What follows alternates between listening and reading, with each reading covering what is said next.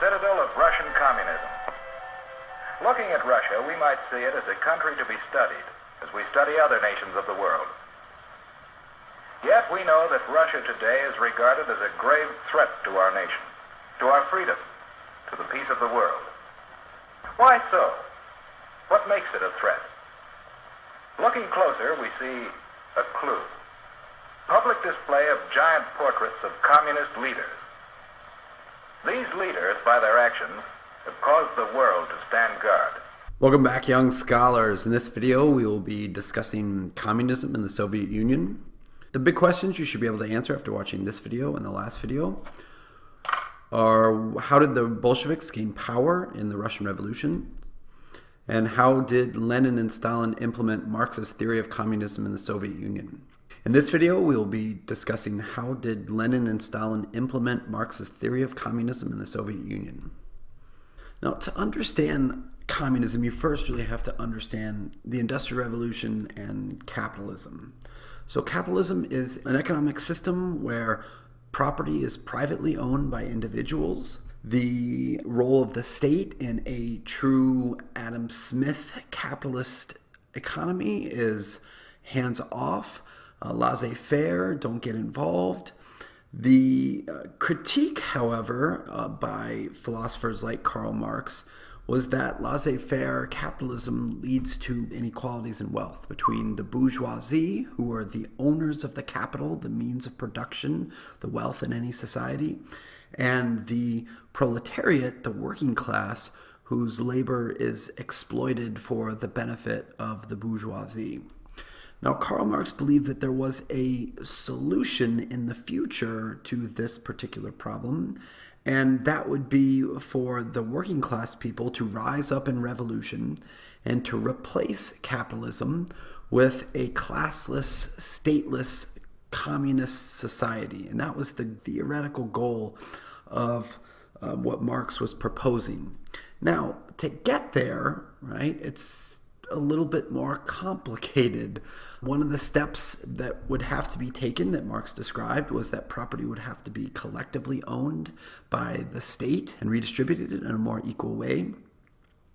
The fundamental question, though, is what does the state, what does the government essentially look like? And Karl Marx was a little bit less clear on that point, how the state would actually manage this process of taking collective ownership of property and redistributing it more equally to the people.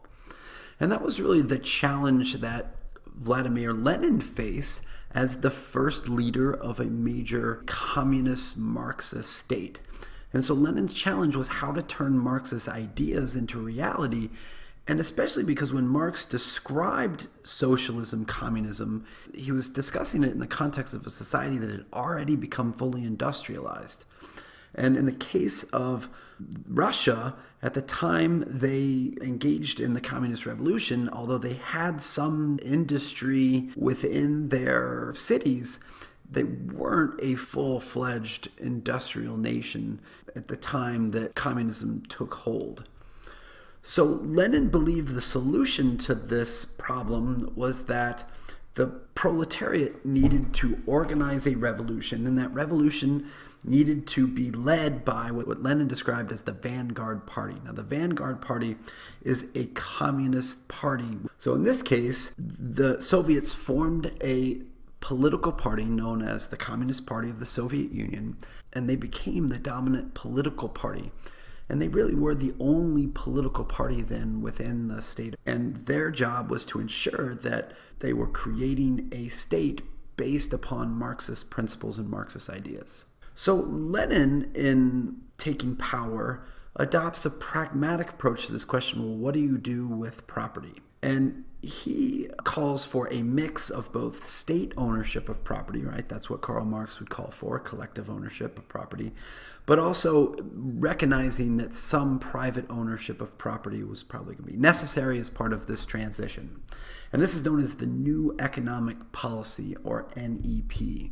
And it offered a sort of transitional period between what was previously a Russian capitalist economy and that the socialist economy that the Soviets were trying to construct. And for the most part, it was relatively successful. Lenin unexpectedly dies. You can actually still see Lenin's body. It is preserved in a tomb in Moscow in Red Square. And he's very waxy looking. Despite the efforts to preserve him, his body is decomposing. And apparently a few years ago, like his ear turned green and fell off. So he's not doing so well.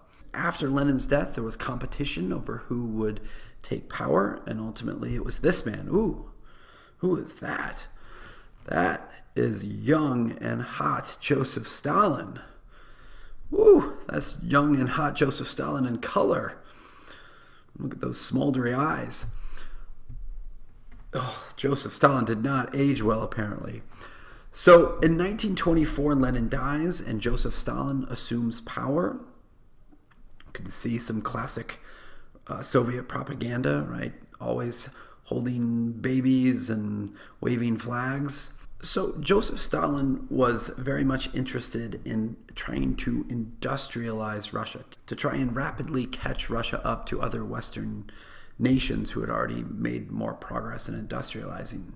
So what I need you guys to do next is to, on Canvas, read the results of the first 5-year plan. This was a report that was created by Joseph Stalin and his government.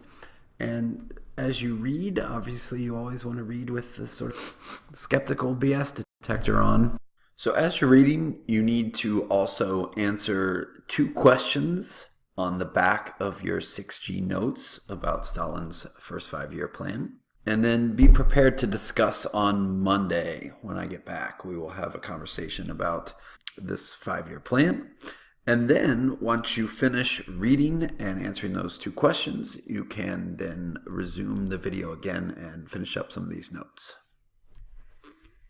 So as you just read, Stalin introduced a 5-year plan. It called for both rapid industrial development and transformations in the agricultural sector of the Russian economy. Now, in terms of industry, it placed a lot of stress on building heavy industry. What that would look like were, steel, trains, tractors, airplanes, tanks, rather than consumer goods. So things that maybe people need on a more daily basis than, let's say, a tank, like a toothbrush or toilet paper or shoes. There was greater emphasis placed on heavy industry, and the impact of that was that it took away and deprived people oftentimes from consumer goods, and so they had to wait in long lines to get access to just sort of the basic necessities in consumer goods. So you can imagine this left a lot of people feeling a little frustrated with the communist socialist government. Now, in terms of agriculture, Stalin called for greater collectivization of farmland, and that means taking some of the existing farm that was privately owned and converting it into large state-owned collective enterprises. As you can see in this image here, right, you have these various farmers who are collectively together farming a particular area. As you can imagine, this was not exactly the most popular thing, especially among the wealthy landholding classes in Russia who were having to turn their property over to the government to form these collective farms. So in response, there was growing opposition. Many of the farmers, both large-scale and also small-scale farmers, were starting to engage in acts of protest by destroying their crops or maybe killing some of their farm animals. And this led to a significant famine in the Soviet Union. And so there was some growing opposition to the policies of Joseph Stalin, but there wasn't freedom in the Soviet Union to be able to critique or criticize the government because Joseph Stalin was a totalitarian, authoritarian style of ruler. So anyone who criticized the government oftentimes found themselves just simply, one day disappeared. They would sometimes be given a trial. Oftentimes it was a very minimal trial. If they were convicted, they oftentimes then were sentenced to either death or to be placed in a labor camp in Siberia, which is freezing cold. These were known as the gulags. So this was not a society that was very free and that allowed people to and raise complaints about the government. And so this process of Joseph Stalin killing hundreds of thousands, if not millions, of his critics was known as the Great Purge. So if you're looking for an area where the Soviet Union under communism was making some progress, you may point to the area of women's rights. So women in the Soviet Union enjoyed arguably far greater rights than even, frankly, women in the United States.